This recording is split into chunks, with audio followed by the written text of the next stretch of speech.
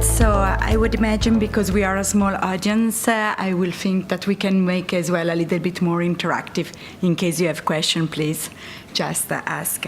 So my pleasure is to present you a platform that comes from Limmatech, and we believe that is really a platform that is a breakthrough for producing glycoprotein.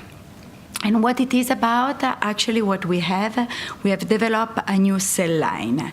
And that is a very simple cell line that we can fast engineering.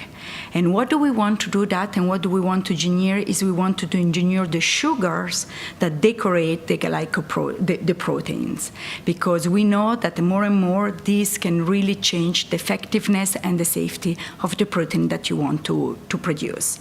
And because it's not a complex CHO cells, mammalian cells that normally people use, this allows to have a much simple, faster speed manufacturing. And so then should as well reduce the cost of the production that we know as well is a big topic lately. So we want to use this platform to work on monoclonal antibodies, and I'm going to talk a little bit more about, but actually the platform is for any type of enzyme, glycoprotein, blood factor, as well as vaccine, that where our experience as well come from. So to go a little bit more into the details is really we think that we can combine the two of the best words, so trying to make product more effective, but as well try to reduce the cost of making it. Allowed me now to go a little bit into the sugar topic, because this is really what differentiates us from all the other platforms. So on your right, we put two monoclonal antibodies, CD20, that are already licensed. And just to show you the profile that this type of monoclonal antibody they have on the sugar. They have a very heterogeneous type of sugar. And we know, for example, this is already well known since a long time, that the fucose could affect the effectiveness of your glycoprotein, because the binding has been shown that differs. And even if there are technology now that are out there that they try to take out the fucose, not a part one is able to do 100%. And in addition, even if the fucose is removed, that is this red triangle on the sugar, then you have as well a different of human glycan structure. And you do not know which one can really have effect on your efficacy and or your as well immune response of your antibody in this case. What we can do with our expression system that we engineered, we do a homogeneous glycan. So you can see here, for example, one example is this. We have 100% of just that one. Then we can make another strain where we have 100% of the other sugars with the glucanac, mannose. We can choose which one we want to have in order of what you want to obtain on your protein. In this case, for example, more and more lately, there is a lot of publication coming out that the sialic acid, that actually is the last human sugar on your human glycan, should have anti-inflammatory properties. Means that it is able to cover the epitope of your protein and therefore not bring to start to develop anti-drugs antibodies. So we thought then to use, to validate the platform to go to Anti-TNFa. Why? It's really because it's a very well-known protein. There is a lot of unmet medical need is growing, and even though there is biosimilar and biologics others product coming out, and is going to be a very fragmented market, still for us, from a technology point of view, can really show what makes the difference, because people know, and you can really compare it and say, look how much better we are. So, and in this case, moreover, we can show two in one product, because with the fact that we have an homogeneous glycan, we can already show that we are better in effectiveness. And so like in the first line treatment, really show that we can be better. And in addition, having the sialic acid, that is the last sugar on the top, we can show that we can use for longer. So normally in anti-TNFa, and as an example of antibody drug, that after a while they start to have an antibody, so you need to either increase the dose, either to change the treatment. And this makes a lot of failure in this, in IBD, for example, or RA.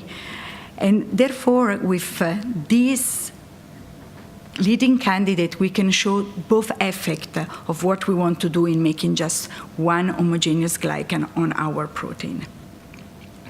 So that's actually is the first in vitro data. It's an in vitro assay, but it's well known. You send to a CRO, and to show the efficacy of your glycan protein with the ADCC.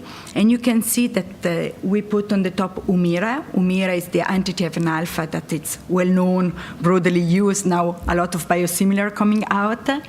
And we did two different version in our cell line, where one was just without the sialic acid, that actually should, but without the fucose, that should induce the functionality. And already we saw that we are tenfold better than what is in the market. And in addition, we as well did a cell line when we put the sialic acid, because some people say, if you put the sialic acid, you are going to a little bit, maybe yes, you don't have immunogenicity, but you are going to change the effectiveness of your binding of your monoclonal antibodies. But actually, we proved that it was not the case. What we want to go is now is as well to do additionally in vitro animal study. We are an early stage company, and but the idea is this then to go into a clinical proof of concept with this first target, because we can easily show the difference with what is out there. In a clinical study, even just in healthy subject, we could inject Humira. We know that after 7-8 weeks, they already start to develop anti-drugs antibody. We could easily see that we don't, so already the proof of concept, the concept has been validated. In addition, that still there is an unmet medical need, and if the difference is big, then we definitely will go further. Saying that, we realize that anti-TNFa is a very good market to show, or benchmarked, I would say, to show that about our technology, but it's not so novel. And you are going to have a risk on the market, not scientific, but on the market.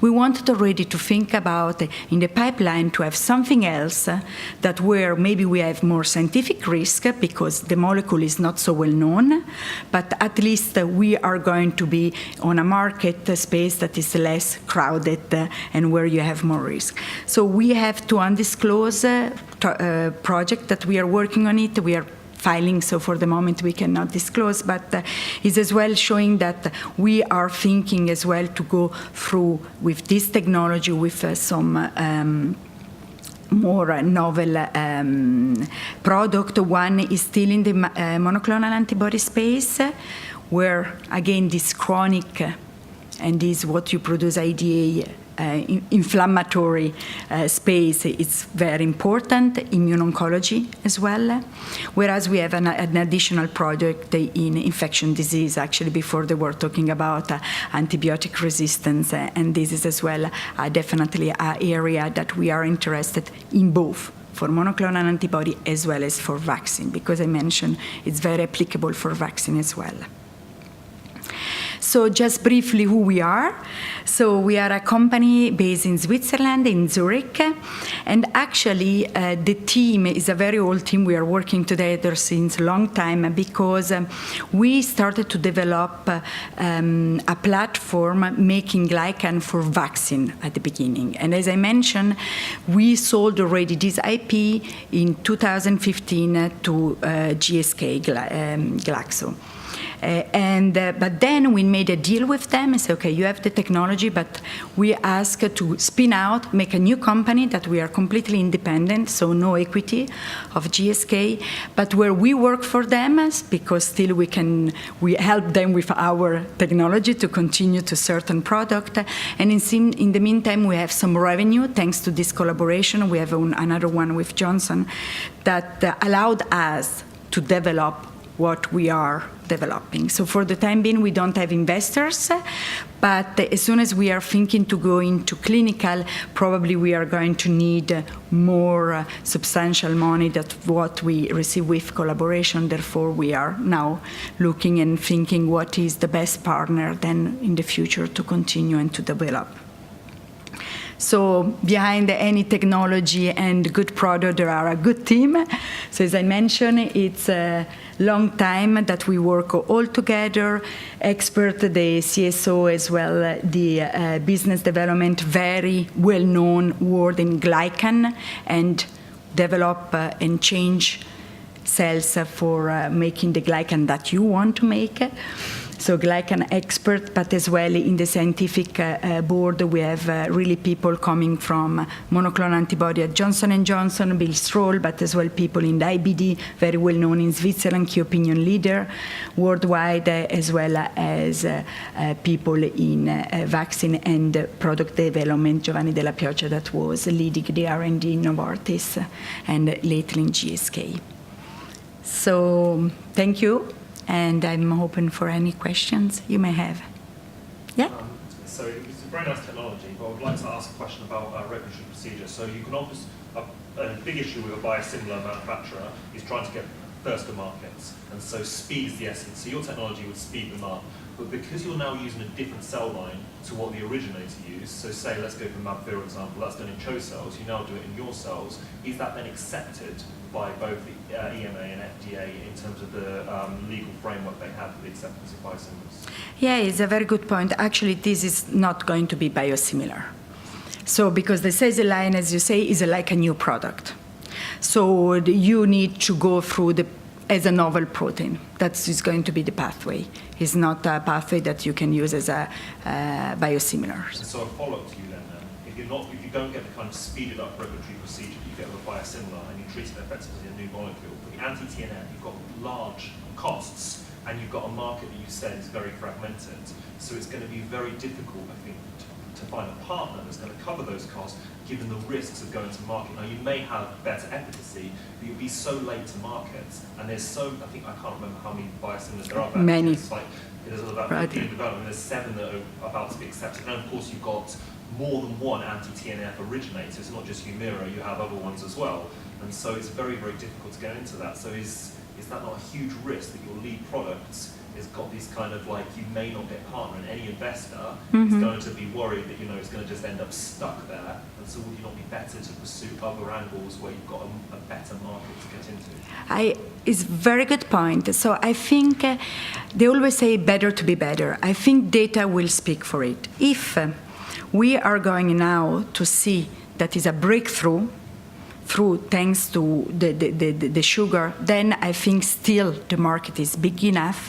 Thanks to biosimilar new biology, there is as well additional indication that are open up, where then I think still you can have some piece of the market. However, on the other hand, if it's not going to be a breakthrough in terms of game changer in effectiveness, still the idea it was here we can still validate the technology because you generate data that everybody is going to understand. But then I agree with the investor or the people that we are talking, then would be the other candidate that will go through.